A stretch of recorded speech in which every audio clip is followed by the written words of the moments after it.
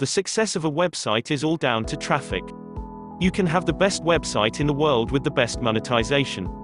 But if no one goes there, then you aren't going to be able to make a living from it, and it won't have much of a reach or influence. As such, it makes sense for bloggers to make traffic the priority and to do everything they can to increase the amount of traffic they bring to their sites.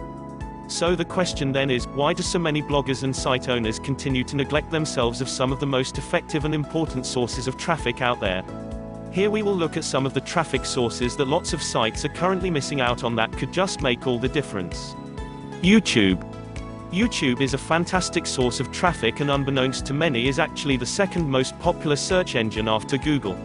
So if you're spending a lot of your time and resources on SEO, then it only makes sense that you should also invest some in YouTube. With a great video that promotes your site or product and a link in the description. This is a great way to bring a whole new crowd to your blog. Oh, and don't forget Vimeo. Or podcasting on iTunes for that matter. Content aggregator websites. Content aggregator websites are sites that don't actually provide their own content, but rather collect and share the best content from around the web. The best known examples of these are of course Reddit and Big. But there are many others that might just suit your niche. The best way to use these sites is to spend some time building up a reputation for posting interesting links. And only then to try and promote your own material. Become a valuable member of the community and you'll find that that value is rewarded. Sites like content aggregator sites are good too. That means sites like Scribound, which lets you upload your documents to share with a community.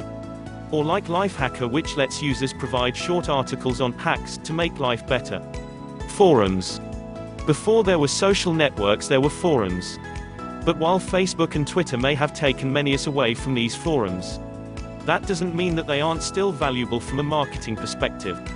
In fact, forums these days tend to be occupied predominantly by dedicated communities that are particularly passionate about the subject they're discussing. This is the perfect place to share your links then if you want them exposed to some potentially die-hard fans for your brand. Just spend time getting yourself known there before you start trying to promote yourself. If you would like some free training on how to be successful online for 2020, then click the link below. Have a great day wherever you are.